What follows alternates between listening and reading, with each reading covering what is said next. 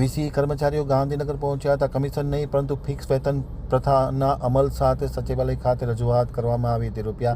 ₹8થી વધારીને ₹20ના કમિશનની જાહેરાત કરવામાં આવી છે, જેને લઈને આજે ગાંધીનગર ખાતે સચિવાલય દોડી ગયા હતા। હવે છે ગાંધીનગર આમતક ન્યૂઝ બ્યુરોમાંથી જે.કે. પટેલનો એક વિસ્તૃત અહેવાલ। વીસી કર્મચારીઓ ગાંધીનગર પહોંચ્યા છે। કમિશન નહીં ફિક્સ વેતનની માંગ સાથે આજે ગાંધીનગર સચિવાલય ખાતે મોટી સંખ્યામાં પહોંચી ગયા હતા। રાજ્ય સરકાર દ્વારા ₹8થી વધારીને ₹20ની કમિશનની જાહેરાત કરવામાં આવી છે। અગાઉ મુખ્યમંત્રી, પંચાયત મંત્રી તેમજ વિભાગના અધિકારીઓ સાથે બેઠક કરી હતી।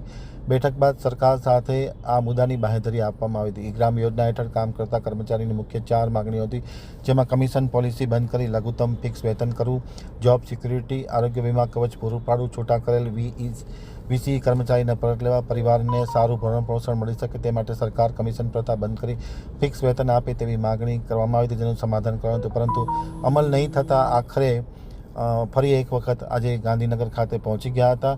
અને પંકજ પરમારે આમતક ટીવી સાથેની વાતચીતમાં માહિતી આપતા જણાવ્યું હતું કે તાત્કાલિક અસરથી સરકાર યોગ્ય કરે તેવી માંગ કરવામાં આવી। રજૂઆત છે, કોની રજૂઆત કરવા નામ પરિચય આપજો। માનનીય સીએમ સાહેબ, ડેપ્યુટી સીએમ સાહેબ તેમજ પંચાયત મંત્રીશ્રીના અમારા વિષયના જે પ્રશ્નો છે તે બાબતે રજૂઆત કરવામાં આવી છે।